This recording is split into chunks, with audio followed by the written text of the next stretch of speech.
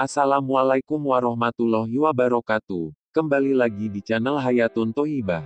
Kali ini ingin membahas mengenai khasiat jus kentang, air parutan singkong, dan tepung sagu untuk mengobati MAH, gastritis, nyeri ulu hati, GERD atau asam lambung.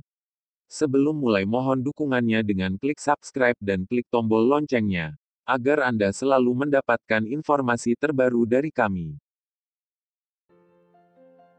Di masyarakat banyak obat alami untuk mengatasi asam lambung dan nyeri ulu hati. Salah satunya adalah jus kentang, air parutan singkong, atau tepung sagu.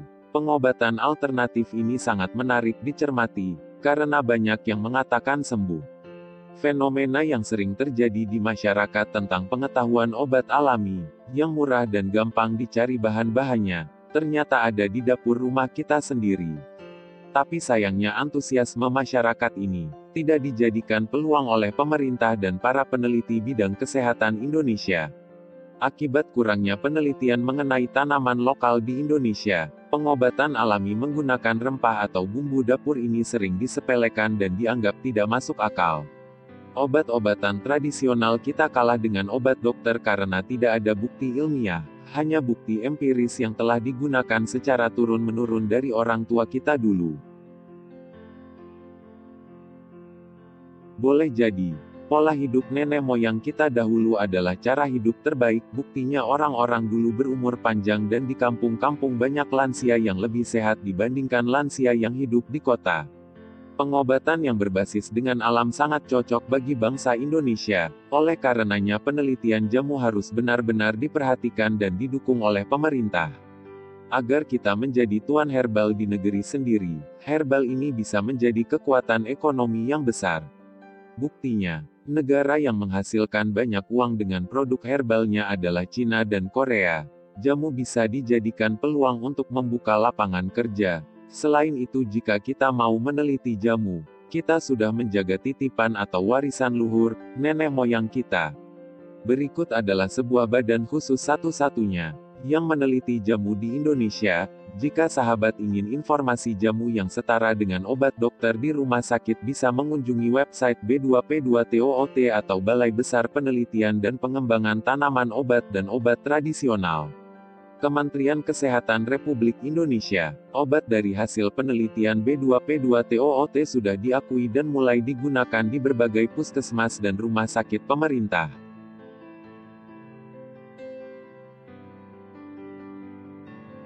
Mari kita mulai pembahasan mengenai khasiat jus kentang, air parutan singkong, dan tepung sagu untuk mengobati MAH, gastritis, nyeri ulu hati, GERD atau asam lambung. Ketiga bahan ini sudah lama diteliti, dan rata-rata penelitian awal berasal dari luar negeri. Padahal singkong dan sagu merupakan tanaman asli Indonesia. Dari hasil penelitian tanaman kentang, singkong, dan sagu memang bagus untuk kesehatan pencernaan karena merupakan pati resisten. Apa itu pati resisten?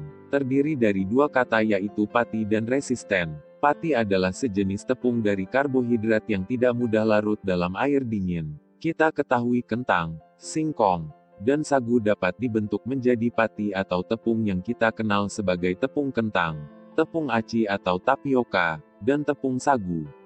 Selanjutnya adalah kata resisten, artinya tahan atau kebal. Jadi pati resisten ini tidak seluruhnya dicerna oleh enzim pencernaan. Pati resisten ini tahan terhadap asam lambung sehingga dapat mencapai usus besar untuk difermentasi oleh bakteri probiotik menjadi asam lemak rantai pendek dan sumber makanan bagi bakteri baik. Oleh karenanya, pati resisten memiliki kelebihan sebagai probiotik, karena dapat menyimpan nutrisi sebagai sumber kehidupan bagi bakteri baik di usus besar.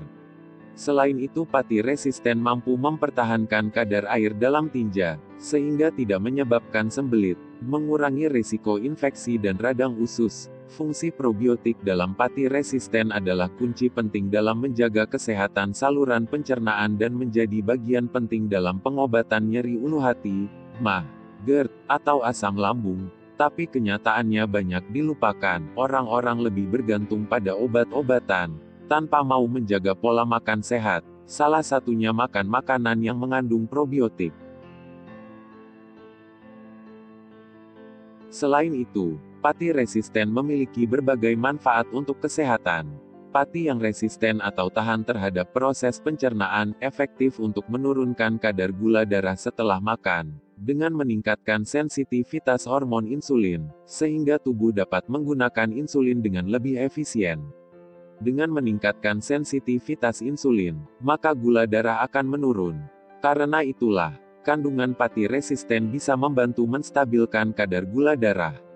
Dengan menurunkan kadar gula darah, jenis pati ini mampu membantu mencegah risiko penyakit kronis seperti penyakit diabetes mellitus, penyakit jantung dan pembuluh darah, serta penyakit Alzheimer atau kepikunan.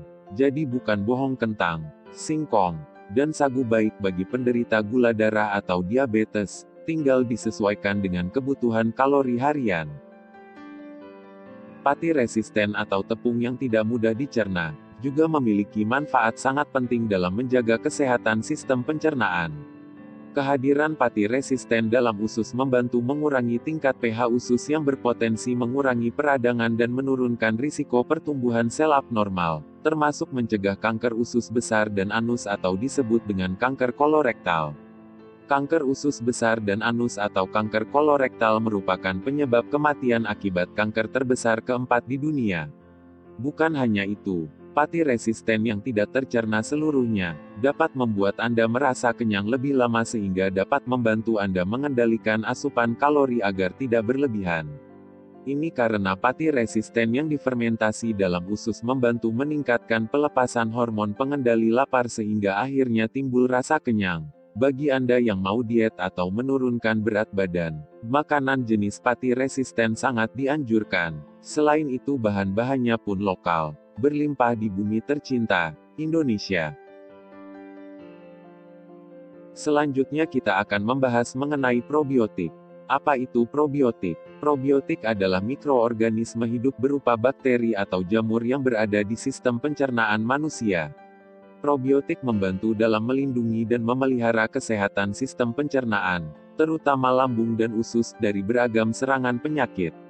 Kentang, singkong, dan sagu merupakan pati resisten yang tahan cerna sehingga dapat difermentasikan di usus oleh bakteri baik, karena menjadi sumber makanan sehingga bisa menjadi sumber probiotik yang murah. Probiotik ini terdapat pada makanan seperti yogurt, makanan fermentasi dari susu, kimchi, acar sawi dari Korea, kefir, jenis olahan fermentasi dari susu, kombucha, minuman teh fermentasi, sauerkraut, sejenis acar kubis atau kol yang difermentasi dan populer di daerah Eropa.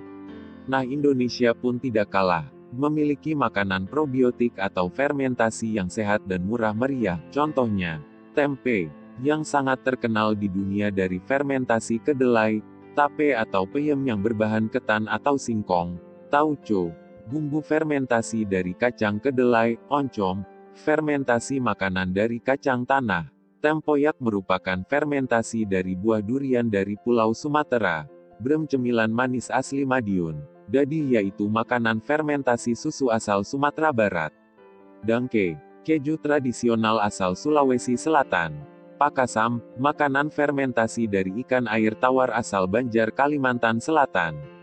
Catatan, produk fermentasi yang mengandung alkohol wajib dihindari oleh penderita nyeri ulu hati dan GERD, karena dapat memperparah gejala asam lambung dan reflux asam lambung ke kerongkongan, contohnya seperti tape, brem, dan tempoyak.